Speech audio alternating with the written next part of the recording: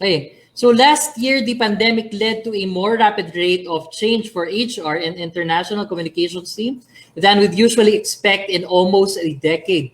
Last year was by far the most unpredictable, stressful, and yet also transformational year in modern history. So to help create opportunities that employee experienced professionals should be looking at this year, Ms. Tanya Robredo will lead the third plenary session, the new employee experience after the pandemic. Again, so we have here Ms. Tanya Barredo will be talking about the next part of the program. So to help introduce Ms. Tanya Barredo is a chartered professional in human resources with over 15 years of human resource experience. No? And apart from that, no, she specializes in labor relations, compensation and benefit management, performance management, recruiting, and training. Tanya is currently the head of human resources and administration at the Adventure International Tours, a transactional diversified group managed company. Her portfolio includes significant roles as HR consultant for Globe Telecom, HR business partner for NetSuite Philippines, HR consultant for Teradata Philippines, and other key HR roles for multinational organizations, including StarTech, Owens BPO, and Call Center Academy. She holds a degree in biology from the University of Santo Tomas and medicine units from St. Luke's Medical Center, College of Medicine. So to introduce our next speaker, here is Miss Tanya Barredo. Good morning. Good morning. Can everyone hear me? Yes, we can hear you fine. All right, great. Okay, good morning, everyone. So I'd like to say hi to all the HR professionals who are watching. Of course, all of the students. I hope you're getting a lot out of this. And of course, to all the people managers. It has definitely been a very difficult year, but I don't want to just stay on that difficulty. I want to move on to how we were able to change and to make the past year very impactful for our employees, and how we're going to carry that over to the succeeding years. Because this past year, despite the fact that we as HR professionals, we've had to change a lot of the things that we were doing. We had to become digitally savvy for a lot of us. For those who weren't familiar in how to use Zoom before, Teams, etc., we're now semi-experts on how to do this. And I'll be going through a lot of those things today, especially regarding employee engagement techniques that a lot of us, not just the HR professionals, but leaders in general, can definitely use in today's market. So let me just share my slides. Just a second.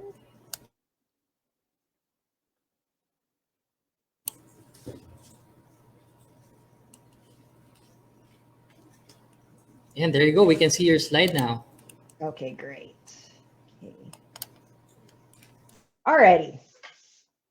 Okay, so let us start. So the summary for today, we're going to be going through the employee life cycle. So what are the changes? What are the aspects of HR that we've had to kind of change during the past year? We'll also go through some key buzzwords. So culture, employee experience, employee engagement, and what these things really mean to us, both as employees and as HR leaders. Trends in the workplace engagement. So I have a couple of numbers, some very important numbers that would show how employee engagement changed during the COVID-19 pandemic from Deloitte, from Gallup, and several others. We'll also take a look at the importance of engaged employees. Why do we need employees to be engaged and to have a good experience within the organization if we want to continue future-proofing our particular organization? And we will also go through the ways to improve employee engagement during and after the pandemic. So I'm sure for a lot of the HR professionals who are here today, we had to kind of rack our brains into the different crazy things to keep our people alive and happy during this particular, this past year. And a lot of these things we can definitely carry over to after, whether it be, after the vaccine has come into place and our employees have been vaccinated. How are we still going to be able to tackle these different things and make sure that the employee experience is there for everyone? So I just like to go through some of the things that has changed in the past year. So recruitment. I started in the recruitment industry. That was my first portion of HR, And recruitment used to be calling, distributing the exams, etc. But now we've had to pivot to doing recruitment virtually, having us go through Zoom or Teams, or even through the phone, and then giving them online exams to really test the fit within the organization. Even onboarding has changed. We as HR professionals, and I'm sure a lot of the HR assistants will feel the same thing. During the first day of onboarding for employees, when we had the face-to-face sessions, was we have to make sure all the pre-employment requirements were in place. Physically, we have to print everything out, give the policies out to everybody. But now onboarding is virtual. We have to make sure that everything is done online, like NBI. My gosh, NBI is finally online. We can apply for that online, when before we had to line up regardless of your position to get your NBI clearance. So now everything's online, and you would submit that to the HR professional to facilitate. And a lot of the first 60 days of the employee, the first 90 days, etc., all of that, for a lot of employees, probably 70 to 80% of the employees, is now being done online for safety protocols. Coaching and mentoring is now online as well. So a lot of the time, when we were still face-to-face, coaching and mentoring meant having to book a room, have your one-on-one session, and talk to your employees to coach them on what needs to be done. But now it's totally different. Now you would book like a 15, 20-minute call, whether you want to show your video or not, because then, of course, if you show your video, you need to make sure you're presentable.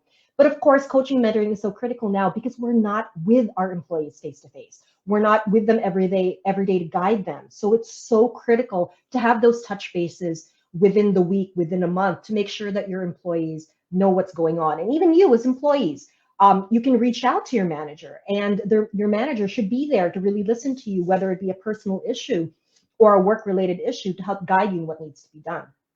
Engagement.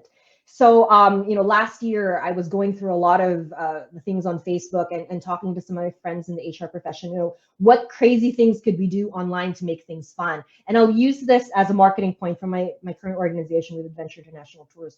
We have a group called Meetings, MICE. It's Meetings, Incentives, Conventions, and Events. And they are actually presenting different kinds of team buildings, different types of virtual meetings online, to keep people engaged and happy. And it's not just the typical, let's show you a webinar and that's it. It's really having that pattern to keep things moving. And I'll go more into it as we go through later.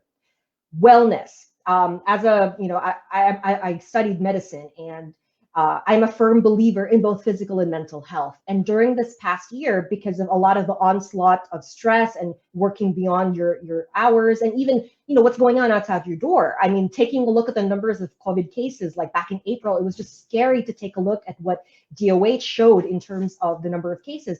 And we need to remember, both as employees, as individuals, but we need to take care of that. We need to take care of what we see on social media, because sometimes, it's a good thing to just turn off your social media and to focus on what's around you, your family, your loved ones, because having to go through a lot of that negativity really will change how you see yourself and how you see the outside world.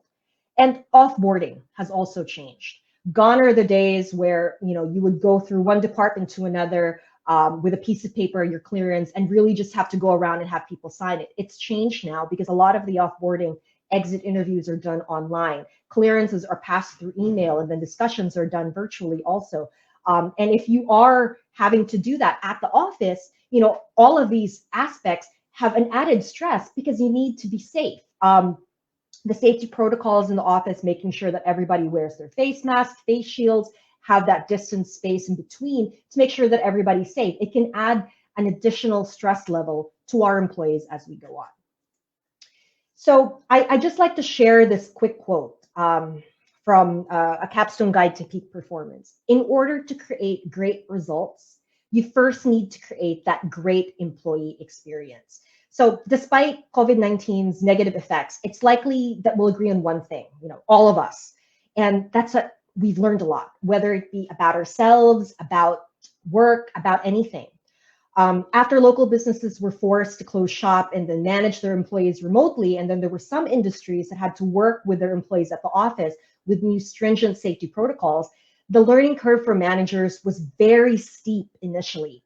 And for a lot of managers and leaders, we had to adapt to that change really quickly to make sure that this great employee experience was given to all of our employees, because they are the foundation of our organizations.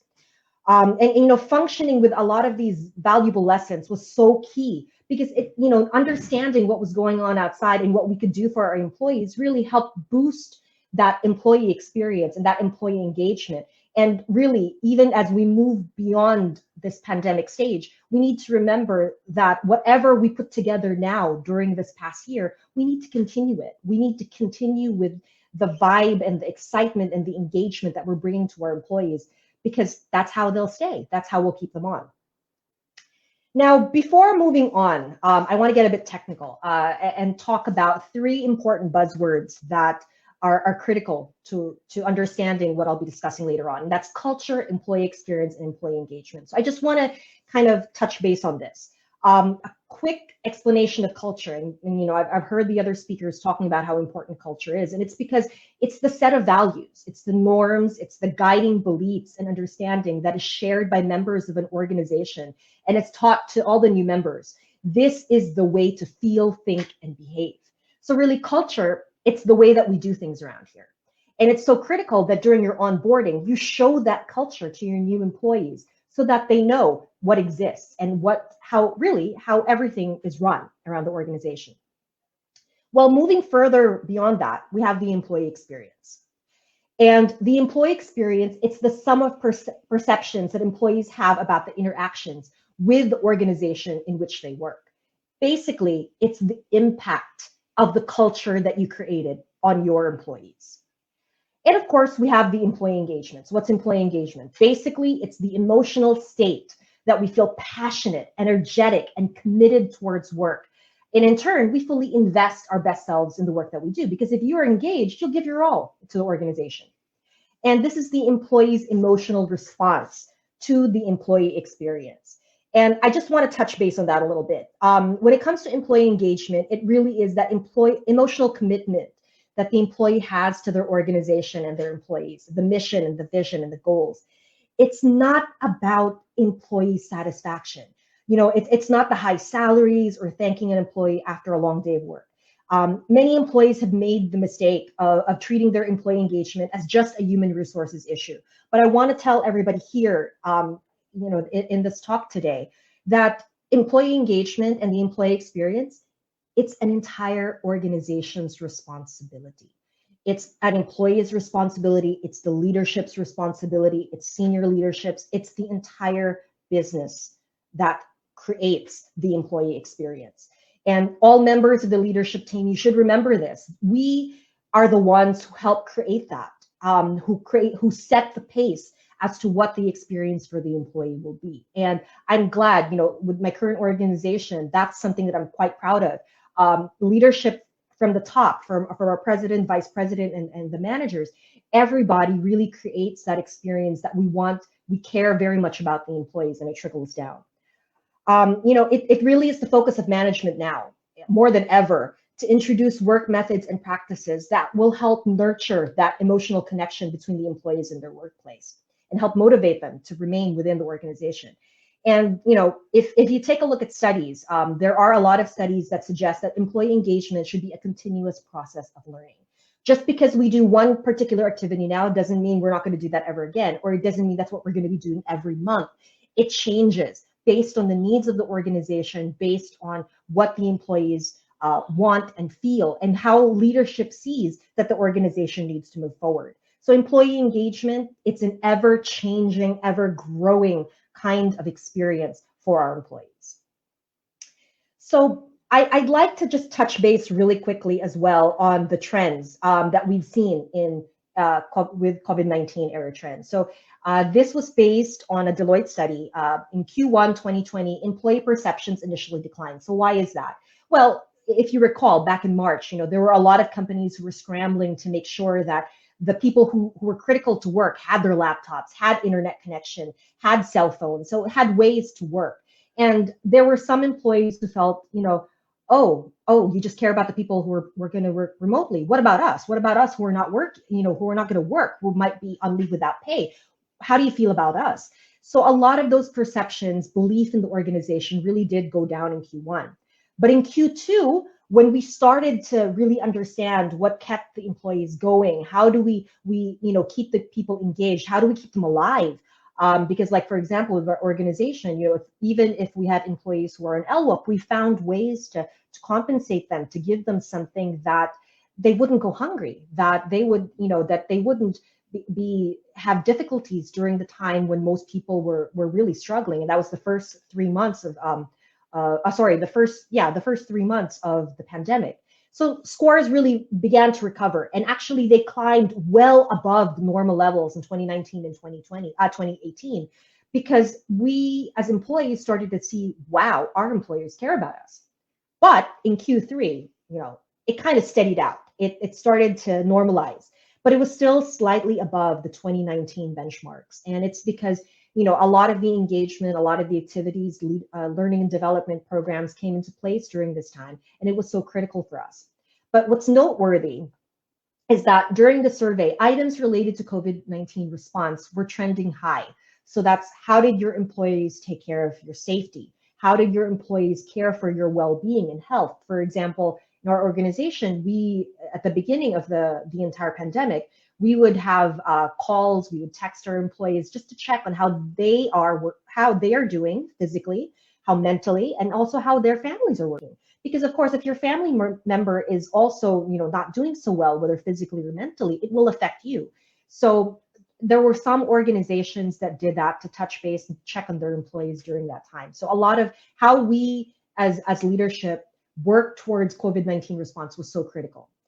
Another noteworthy item is the improved perceptions about communications and senior leadership. So communications, I actually read something a couple of weeks back about intentional communication. What does that mean? What does intentional mean? Whether you're a leader or whether you're an employee within the company, you need to really make that kind of decision to really speak with the people in your team, speak with the people in the organization. And we have so many ways to do that. If you are part of a BPO, or you're part of an IT firm, or even if it's in other industries, we have found ways to communicate with each other. And as you know, DSL subscribership has gone up, and we are using data more than ever because it's our way to stay connected with each other. And senior leadership, the perceptions regarding senior leadership also went up. Why? There was a time when, senior leadership's like, oh my gosh, you're so unreachable. You're so up there, I can never talk to you. But during the pandemic, we found a lot of senior leaders finally go, hold on, I need to show my vulnerability. I need to show that I'm an important part of the organization, and I know how you are feeling as a person. And that has helped improve engagement within the organization. There are also worsened perceptions, though, and I'm sure a lot of you have felt this, around stress and workload, where a lot of us, especially us in HR, hello HR people, where during the first month, we were going insane about camp.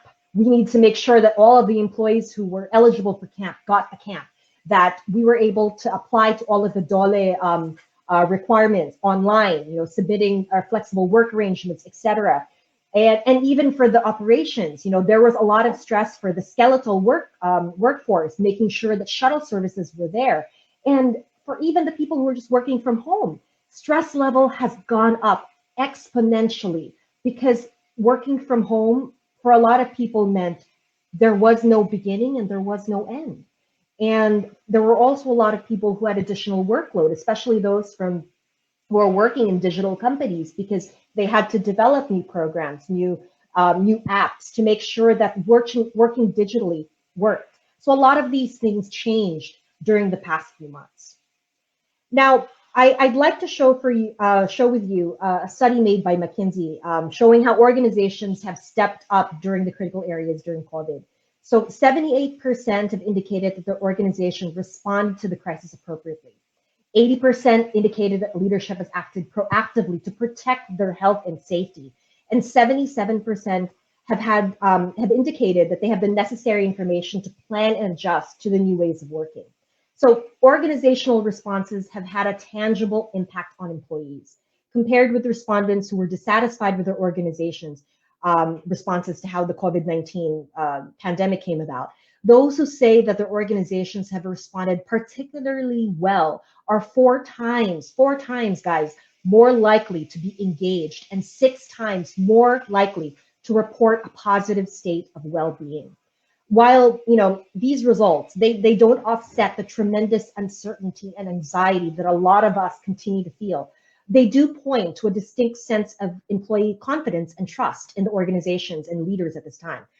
This runs contrary to the ideas that employees as a group are reacting to the current crisis situation with a fight or flight response. So for those out there, fresh grads, et cetera, in biology, you guys might remember the fight and flight response as a human being. And in fact, I just want to state on this that as there's an emerging scientific viewpoint that during times of great uncertainty and the natural human tendency is really flight and affiliate, or fight and flight response toward individuals and situations that make them feel safe and familiar. So being readily available and helping your employees give meaning to this crisis, as leaders, we can help build that emotional resilience and social capital with our people, because helping employees really connect to one another and helping enhancing that social connection and affiliation, not just formally, but informally through games and organic conversations. These will emerge, especially as we go through this particular time. Now, I want to move through this, and as employees and as leaders, you might see this. These 4 items that I have here are not just needs, and I don't want to go through the Maslow hierarchy of needs. I want to go through an employee's needs, not their wants. First off is the basic needs. As a leader, you've had to make these sweeping changes in recent months to address your employees' most pressing needs, and your workforce thinks, your instincts were probably right. We had to build on the trust that you've earned by continuing to be present, action-oriented, empathetic, and fully transparent, having that intentional communication. And when you show that you're sincere and intentional with your communication, you're really seeking out to speak with your employees and not waiting for them to reach out to you. You build that relationship. So moving on to trusting relationships, you want to be able to enable these improvements, building not just between you and your subordinates, but also across the organization, peer to peer, having that trust, building that trust to really understand each other. And that continues to the social cohesion, the malasakit, being part of a bigger group. When you have that and when you feel that as an employee, you'll be able to do more within your organization.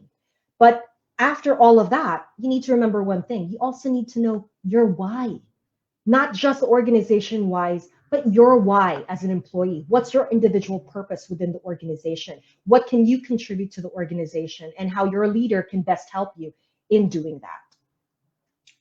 Now, for engagement, it's really about creating that environment and a culture where engaged employees thrive. This is from Reward Gateway.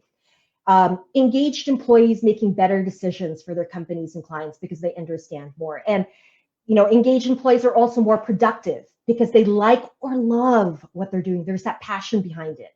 And engaged employees innovate more because they deeply want their organization to succeed. And this is one of the more important ones below, that leaders, you must remember that your engaged employees, the more engaged they are, the more that they will have to contribute to the organization to future-proof it. Now, having a dedicated focus on employee engagement has never been more important. We know that companies with engaged employees outperform those by 202%, and that highly engaged businesses benefit from a 10% increase in customer ratings and a 20% increase in sales. Imagine that. Engagement is more than just the ping pong tables. It's more than the free lunches. It's really about the development of your employees, that feeling of sense of belonging and growth within the organization. An engaged employee is really someone who understands and believes in the direction the organization is going. They understand how them as an individual, regardless of your position, it really doesn't matter if you are a fresh grad, if you are a middle manager, etc.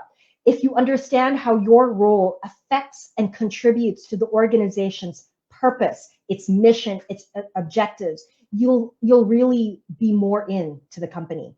And lastly, engaged employees genuinely want the organization to succeed. They feel that a shared success with the organization is important, which is why a lot of organizations during this particular time, they give their employees an ability for internal mobility and internal movement to grow, because it helps them feel more part of the organization than what they used to be. Now, I just want to share this. Employees need to feel connected to their company's overall mission, purpose, and values. They need to realize how their contributions can impact the recovery and growth of the organization. In the face of adversity, employees will only continue to give their best to the businesses they feel connected and supported by. And I just want to show this. This is based according to a Gallup survey.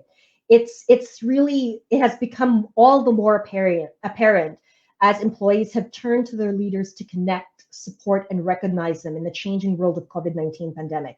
Throughout the pandemic, employee trust has changed. With statistics at the height of the pandemic in April, as you can see here, 31% of global employees say that their organization had trusted leaders and managers to navigate the crisis. But come May, a month later, 40%, it rose 40%, believing that their employer is well prepared. And by October, it went up even more because employees began to see how much their leaders really wanted them to succeed within the organization. And mind you, given the pandemic-related financial stress many companies are facing, employers have had to do more with less.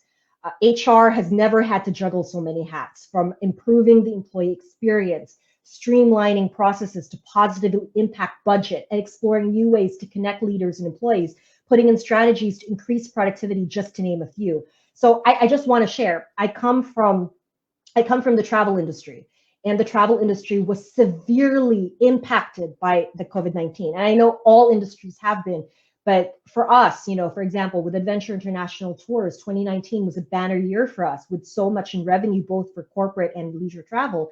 And I know for a lot of you here, right? I mean, you buy the piece of fares in Cebu Pack, and you wait for all of these the PAL anniversary, tickets. And travel became such an integral part of us. But because of all of the restrictions during COVID-19, revenue went down, and we had to look for easy ways, very cost-efficient ways, to make sure that our employees were still there and really stayed put and really enjoyed the organization. And it was tough. It was really tough because we, as an organization, also had to come up with decisions to let some employees go, whether it be by retiring them early so that at least they would get a certain amount from that, or even if we had to retrench them, we had a program where we guided them for the month that they would be leaving on what benefits they could get from the government and what benefits they could get outside and where they could go, and ensuring that within that 30 days they got their retrenchment benefits, etc., because we didn't want them to be lost. And it's these kinds of things that us in HR had to kind of make us grow up. A lot of us, we became that elevated HR. I hate to say it, but it's true.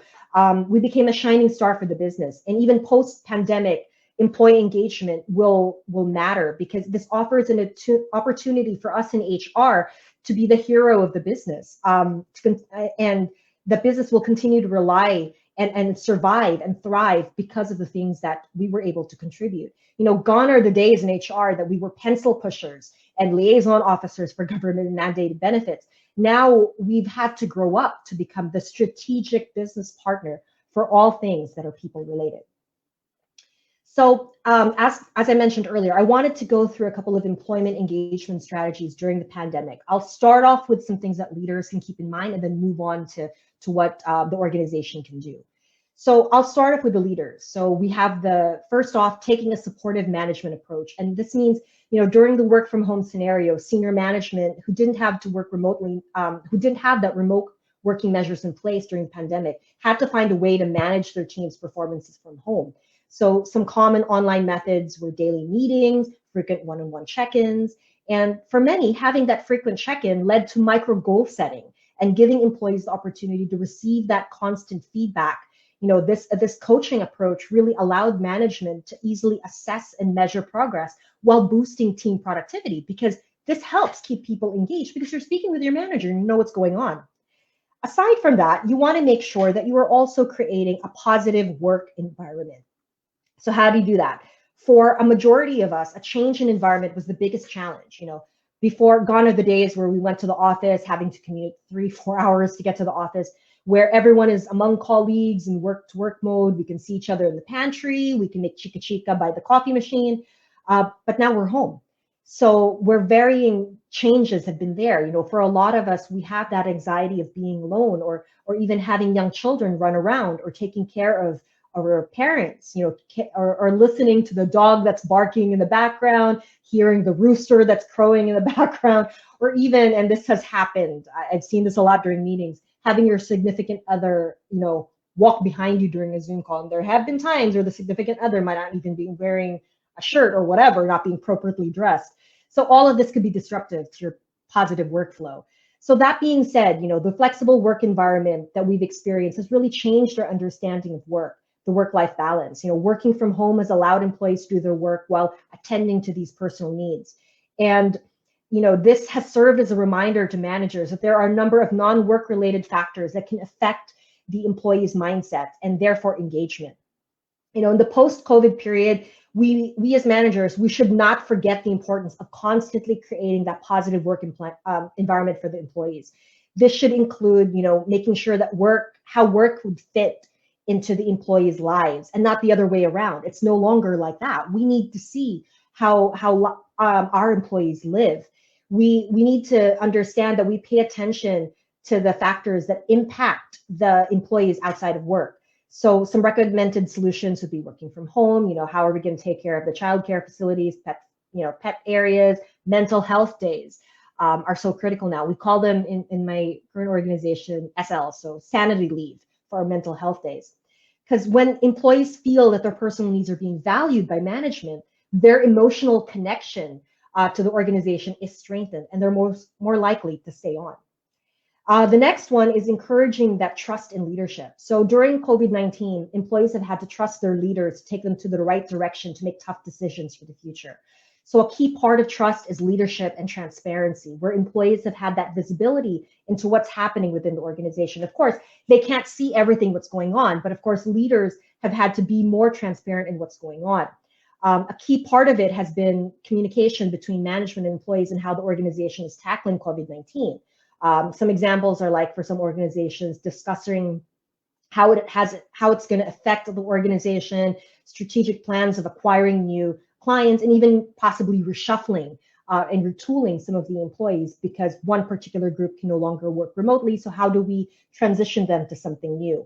So to inspire this trust in leadership in the post-COVID-19 period, we recommend having frequent check-ins and making sure that the conversations between upper management and middle management and the employees is there so that the employees feel included in the communications. So moving on, we take a look at how to improve employee engagement as an organization. So the first off, and I've discussed this before, is to be transparent and realistic. Your employees and you yourselves, I myself have felt this, might feel uncertain about the ongoing situation. As a matter of fact, studies have shown that 55% of employees are concerned about their job security, and only about 1/3 of that believe that their organization has the resilience to handle these circumstances. So keeping people in the loop is an incredibly effective way to drive employee engagement. So be transparent with your employees about your plans and activities during the period. Try to be positive in your communication, but always remember, don't overpromise. For example, if you say that everyone's going to be able to keep their jobs, make sure it's going to happen. Do not promise something that you cannot do. And even when everything is not going well, don't keep your employees in the dark, because feeling sidelined is a surefire way to allow distrust to take root within your workforce. So some ways to help communicate during that time would be whether you have a company newsletter, you have letters from your CEO, you have company updates through your management meetings, you have internal podcasts, you could have town halls. Just be transparent and say to the organization what's going on. Focus on core values. And earlier, I heard this during the conversation about really understanding your mission vision and focusing on this, because during a crisis, you don't want to forget about your core values and the company culture, because these core values will serve as a guide for you. These are the heart of your company, after all. You have to remember that. And now more than ever, this is what you should be striving to uphold. So your core values will likely be what attracted your employees to you in the first place. So you should show them and be focused on upholding your values and to promote them to the employees. I'm not a firm believer in displaying your core values. And it's okay. I've seen really great companies with their core values posted on the wall. But it's also great to really, remind your employees, whether it be as part of your performance management plan or whether it be part of a session, kind of like a learning session on your core values, to help imbibe that into your employees and management. You also want to make a room for continuous feedback. Employees need to receive constructive feedback, whether it's good or bad. And the tough part, as Filipinos, we tend to have, we tend not to be very direct. And that's something that I want to remind everybody who's here, that in being direct, this is how we learn. Whether it's good news or bad news, you really can't have that onion skin anymore, especially if it's virtual. You need to be able to believe that everybody makes mistakes. Everybody has something to learn. Even if you're a top management, you have something to learn from everybody else. And having that kind of growth mindset that, to learn more, it's really a two-way street. You need to learn from your employees and you need to learn from your manager as well. And you need to look for creative channels to make that there. And there are some ways, for example, you might have some shy employees, so create an anonymous way to do that. Whether you have an email distribution that can be anonymous, or if you have a Dropbox, a virtual Dropbox to give ways to improve your things, you can do that, because continuous feedback and continuous improvement is the only way that your organization will continue in the future. Now, speaking of continuous feedback, let's talk about the surveys. Using a survey or questionnaire. This is a great way to gather feedback about your employee, how your employee is feeling on a day-to-day basis, and how you feel as a company as a whole. So design your surveys that allow the employees to provide honest feedback, because you want them to be as honest as they possibly can. And there really is no definitive way to fix it, but you need to be open to do the things and really fix it eventually. Whether it be something small or something big, you want to keep that survey open. And of course, follow through is also so critical, because employees will go, oh my gosh, I gave a solution. I gave an idea and nobody listened to me. So it's great to show that some of the ideas that your people are giving are actually coming to fruition. Creating engaging activities. So this is something that's fun and something that I have loved about the virtual sessions, because just because your employees may not be physically with you doesn't mean that they can't have fun together. You must have some downtime together. So this is unwork related, people, okay? This is your non-work related activities, because like I said, stress level has gone up during the pandemic, so we need to find ways to keep it more fun. So some examples, you could play Kahoot virtually. If you have a Kahoot account, you could use Mentimeter. You could even just have Zoom parties, Zoom themed parties. You could create, my current organization, we have virtual coffee breaks where every Tuesday, Thursdays at a certain time, we would give a topic. And then just like, once upon a time, we used to meet each other in the pantry to discuss things, we'd have a topic and discuss things. Like, for example, one of the biggest ones that we encountered, we had two. One was, if you're a BTS fan and you're an army, all the armies joined this particular coffee break session for 15 minutes and talked about that. And last week, it was all about Miss Universe. So talking about the pageant and your manok and all of that. So these are fun ways to do things and to keep things fun. And it depends on your organization, really. And later, I'll give my email address so you guys can reach out if you would like to get some ideas on how to keep things fun. But really, it's being creative and making these things for your employees. Now, you also, aside from having fun things, you want to celebrate the small victories and recognize your employee, whether it just be via an email or if you have a rewards and recognition activity. Giving these small prizes, really, it's important that you recognize it. So celebrate these small victories to drive your employee engagement. So some examples, these could be small prizes that you can use when the crisis is over, like a day off, team lunch paid by a company, or you could use a tool like I will help promote something called Share Treats, where you could pass a load some things like gift checks or food to have delivered to an employee's house. Like for example, last Christmas I sent food to one of my team members because I knew that she was having a tough time during that particular time. So you could do things like that, and everything is so remote these days that it's great to celebrate these little things. And even if it's non-financial, even if you just call them and say thank you, A lot of these things will help the employees' well-being because they finally feel, wow, I'm actually valued by my organization. And just by recognizing these small wins and efforts along the way, leaders can see an 83% in employee engagement. And this is from OC Tanner, because by recognizing these small things, people feel that they're actually part of the organization. Now, other ways to contribute to the organization, we have having the right tools in place. So whether, having this distributed workforce can have a huge impact on the levels of engagement. So you'll have to work even harder to make remote working or work from home employees feel as though they're part of the employee culture. And for those that may have been onboarded during this past year, you want to make sure that these employees actually feel that they are part of your organization. So to get most out of the remote employees, you need to make sure that they work remotely, they work collaboratively, and that's moving on to this. So it's whether you're fortunate and you have an internal chat platform like Slack or Jabber, MS Teams, Viber, things like that. But even if you don't, you could touch base with them via Messenger. Almost everybody has Messenger now, or even just text message to make sure that you're touching base with them. And of course, all of us have had to really learn how to use Zoom and Teams and all of that to make sure that we're still able to speak with each other. And that's why a lot of cloud-based collaborative applications like Google Docs, and then you have your Microsoft 365, are ways for us to share files across the board to enable, enable the teamwork and collaboration across your organization to make sure that everything is there. And moving back to having the right tools in place, it's not just the technical, it's also the skills. And earlier, they were discussing soft skills. I am a firm believer that there is no such thing as soft skills. Good communication, problem solving, all of that, those are no longer soft skills. Those are now your technical skills, because these are the skills that will help you survive not only within your organization, but outside in the real world. So we need to, whether it be a free, learning and development program. I used to be a trainer myself, and I'm an avid reader. So, reading these kinds of things as leaders to help develop our own skill set, and probably even if it's not a formal learning thing, but, creating an opportunity to share these things with your team and mentoring them will give them that right tools to succeed in their future. And of course, you want to be able to focus on your everyday experiences. So what does this mean? Understanding that a lot of our employees have put a lot of effort to maintain that work-life balance. So we need to understand what's going on.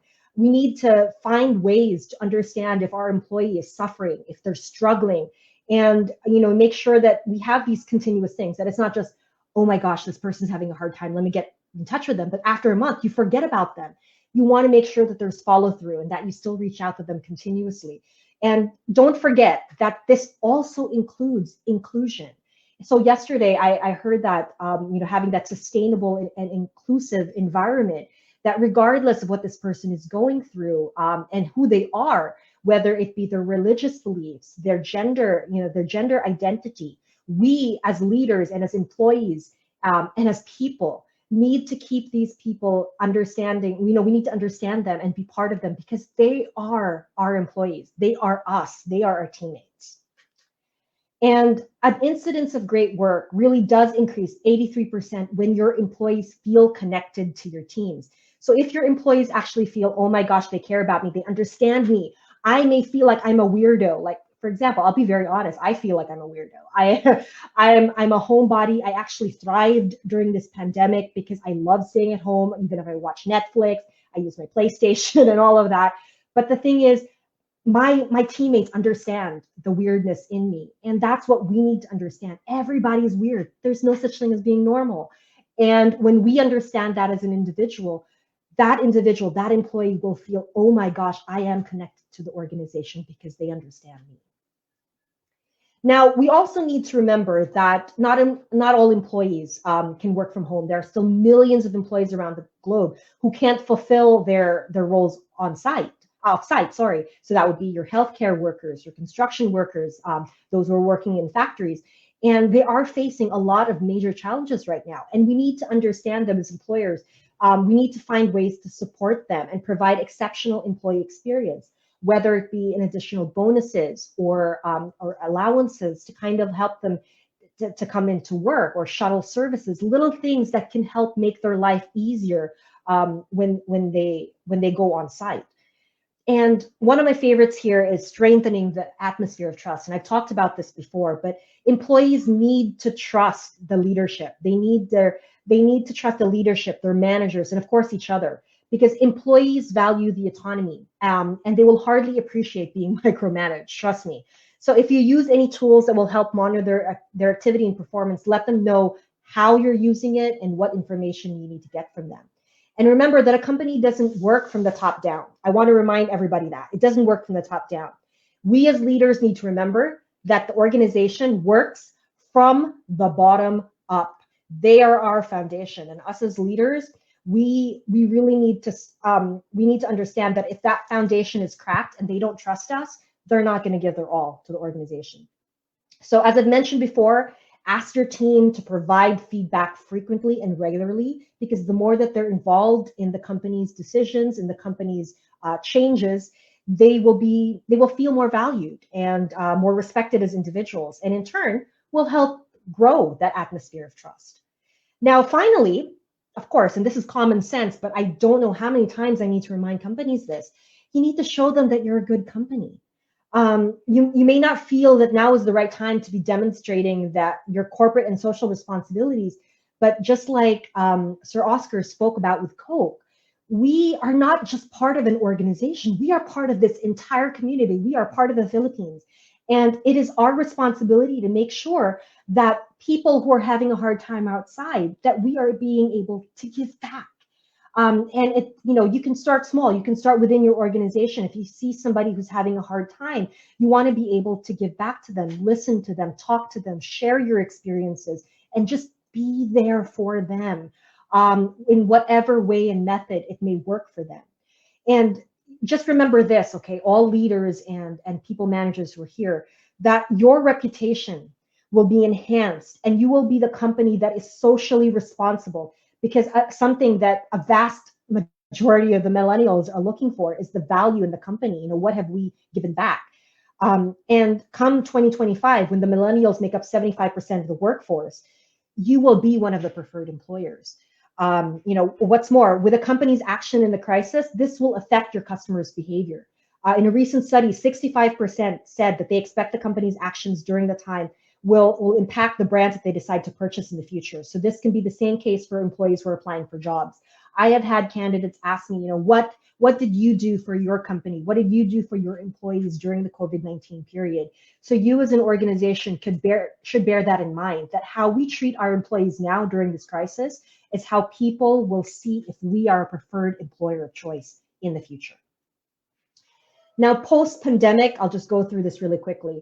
Post-pandemic, organizations will need to evolve into something that is human first and foremost. The era of post-19 employee engagement has to be one that is inclusive, that is personalized, and above all, human. We are human beings after all. When employees are unsure about where to turn, what resources are available to them, if they're waking up, or if they're waking up to losing a job, we as HR and as leaders, we have to step in to be that partner and really give that kind of caring to the employees, because we are each other's helpers. So businesses that continue to put their people first and show employees that they care through meaningful recognition, open and honest communication, inclusive well-being, and training and development will be the ones that employees want to be a part of during all of this. And remember, it's not just about the money. It's not just that. Money helps definitely during this pandemic, but it's about what you as an employer will do for your employees' overall well-being. Leaders can do this by creating channels of open and honest conversations, feedback to the employees, and positively influencing the cultural transformation within your organization. Another thing that organizations need to evolve with is being innovative. So budget constraints and a changing workplace environment require new ways of working, including how to do more with less. And I'm sure a lot of you have had to do this. Less budget, fewer people, less time. So how can we in HR partner with the business to best connect and recognize and support the people without hampering potential business growth? That should be a question in mind. The businesses that work together within these constraints will continually innovate and surge ahead of the competition because you're constantly creating new ways for employees to experience their life within the organization. A tick box solution will only serve one purpose, and it's not going to be the way to go moving forward. You need to create these different things, taking into consideration what your employees want and what's the most cost efficient ways to make it work and bring back that ROI. And finally, agile. Companies, post pandemic, the company needs to be agile. And a lot of us have had to develop this. It's not just IT organizations and BPO organizations, it's everyone. And engaged employees, they're essential to the growth of the business. And we know this, but post-pandemic, engaged employees are what the businesses need to truly transform themselves in that path to success. So businesses will really have to take that agile approach for their employee engagement strategy and be willing to accept that the first plan might not work. So what can we do next? Be quick in making sure that you're able to develop these programs to fulfill the changing needs of both the business and the organization. And for the people, we are their leader. We as their leaders, we need to develop them. We need to help them become resilient and agile. These are buzzwords, and people have said this so many times, but I will say it again. We need to develop employees and be employees who are resilient. And us as Filipinos, that's typical for us. We are resilient, but we also need to be agile so that we can take change. Because one of the only things that's constant in life is change. It will continue to move, and we need to be agile to move beyond that and learn more and develop more, because it's that growth mindset that will keep organizations in the now. So I will close off with this. To win in the marketplace, you must first win in the workplace. This is from Dev Conant. Because driving your employee engagement for the total employee experience during the COVID-19 pandemic is crucial. It is your workforce that can make a difference in how your business gets through it. So look for ways to engage your employees, even when the organization is going through a rough patch. Even though your employees are working remotely through this crisis, or even if they're at the office, you have a hybrid workplace, put place measures that can help you take to a different strategy and develop your organization. And remember, all of you remember this, we need to future-proof our organization and our people. We need to be human. We need to be innovative. We need to be agile, because change is forever. And it's in everything that we do. To survive that, we have to have that mindset as a leader, that as an employee, we need to help them grow. And as an employee, for all of you out there, you have to be open and honest to your employer so that they know what you need to grow as an individual. So there you go. That is pretty much it. And I hope that there was something there for you guys to learn from. So we'll now open the floor if any of you have any questions. Thank you for that, Tanya, for helping us create opportunities for employee experience. Okay, so I guess we have a question here regarding the employee experience. Let me just browse through again the comment section. So we have a question here from Sabiko. Even if the company did something best for the employees, they're really people who doesn't know how to be thankful and appreciative. Instead, they're looking for more. So there's no satisfaction. So how do we change this kind of mindset? Okay, good question. And actually, this is something that a lot of us have had to go through in the past couple of months. There was a joke that I saw early on in the pandemic that being part of HR, it's a thankless job. But here's the thing, and we need to remember this as HR, as employees, as professionals, that we are not doing this to make people happy. We are doing this to keep them alive, to help them survive and to grow. So it's a struggle. It's definitely a journey. But what's important, how do you change that mindset? It really does start from the top. If the leadership is able to understand that this is how things go, and these are your core values and your mission, if you can trickle that down, have sessions to talk about the core values and the mission vision statement, that can start. Because if your management is able to support it, then that will push it. And I'm sorry to say, I'll be very honest, there are people who really don't want to change, who really will say that it is. But here's the thing, as an organization, as HR professionals as well, you can't change everybody. There will be people who will be stuck in their ways and will be stubborn and won't change for you. And that's the time you as a leadership team and as management have to ask yourself, are they still vital for the organization? Will they help? And you can do a lot of coaching, but if they don't want to change, there's really nothing you can do. But as a leader, you need to try the different avenues to make it work first. So start from the top, believe in your mission, vision, and then delegate and show that in everything that you do, because you have to walk the talk for people to believe you. Okay. So I guess this was discussed earlier as well, no? But we would like to reiterate this question again. So how do we get employees aligned with the organization's philosophy or strategic intent? Kasi some would be doing for them to get to understand the VMGO, no? Sometimes they even print it sa likod ng kanilang ID, because sometimes pagka may dumaan na audit dyan, at least meron silang parang codico, or some would even print out the VMGO. But what is really the best way to get to the employees be aligned with the VMGOs? Okay, good question also. This is something that we're currently, developing the organization. There, you could, as mentioned earlier, you could post it up in the wall. Initially, when it's new, it's always good. I can let you guys know, I'm a visual learner. So the more that I see things, the more that I will kind of, okay, so that's it. And I will memorize it. So you could post it. You could have it on your ID. I came from an organization that was like that. You could have it as your laptop or your desktop reminder, your screensaver, and you could do learning sessions.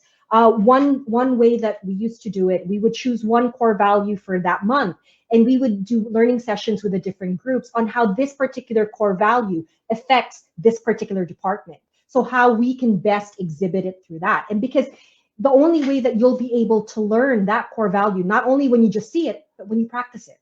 So the more you see it, the better. And another way, as I mentioned earlier, was to put it in your performance review. You could put core values as part of an integral part of your PMS. And when you know that you're being graded on it and in showing those kinds of values and your particular behavioral traits, it will help things flow a lot easier. Okay, so I think that concludes our plenary session for today. So again, we have Ms. Tanya Barreto for the plenary session, no? Another valuable insights and practices we as professionals can take in the workplace. So very much thankful to you, Tans, for this plenary session. Okay, thank you, Jester, and thank you, everyone. Stay safe. Right, bye. Okay.